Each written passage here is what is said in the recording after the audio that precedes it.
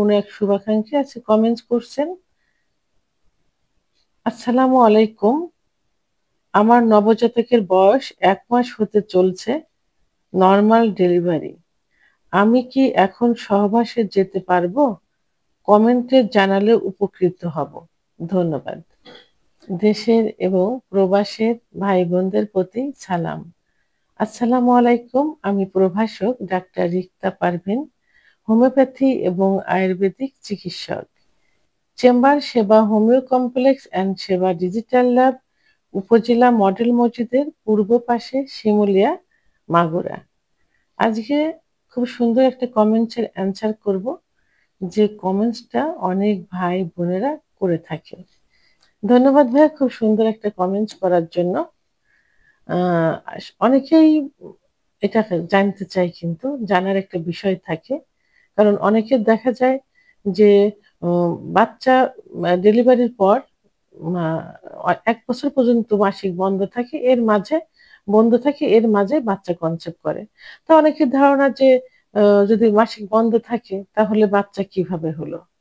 আসলে এটা সম্পূর্ণ ভুল। কারণ এই মাঝে বন্ধ থাকা অবস্থায় কিন্তু বাচ্চা পেটে আসতে পারে। গ্রাম বাংলার ভাষায় যেটাকে বলে মুড়ো পেট। অর্থাৎ বাচ্চা হওয়ার পর যে মাসিকটা বন্ধ থাকে এর মধ্যে এটা হয়। তো এখন আসল যে প্রশ্ন সেটা হলো যে বাচ্চার ডেলিভারির পর কতদিন পর্যন্ত সহবাস করা যাবে না। আসলে ডেলিভারির পর ১.৫ মাস অর্থাৎ ৬ সপ্তাহ ৪২ দিন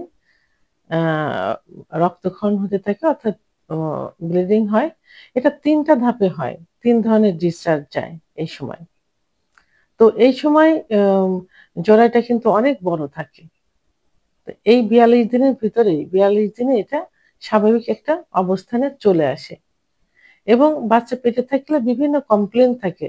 সেই সব কমপ্লেইন গুলো এই ৪২ দিনের ভিতরে কিন্তু ঠিক হয়ে যায়। তারপরেও ৪২ দিন পরে গিয়ে যখন এই ডিসচার্জ বন্ধ হয়ে যায়, তখন একজন অভিজ্ঞ সম্পন্ন ডাক্তারের কাছে তত্ত্বাবধানে যাইতে হবে।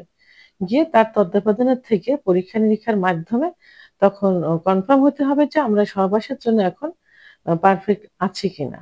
অর্থাৎ স্ত্রী সহবাসের জন্য পারফেক্ট আছে কিনা। তাহলে ৪২ দিন পরেই সহবাসে আপনারা যেতে পারেন।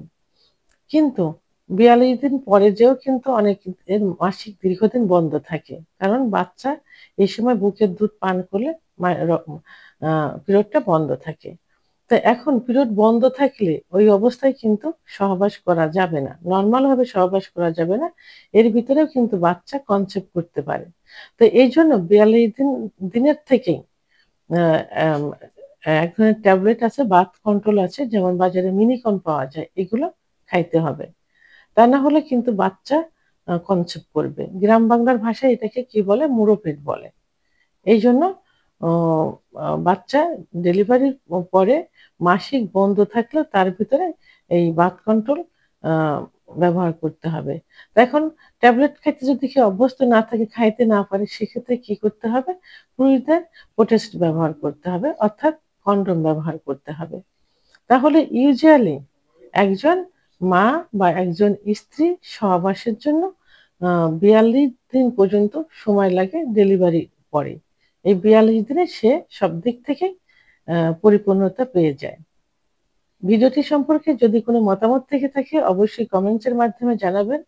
আর ভিডিওটি ভালো লাগলে লাইক, কমেন্ট, সাবস্ক্রাইব করে আমার সঙ্গে থাকুন। আল্লাহ হাফেজ।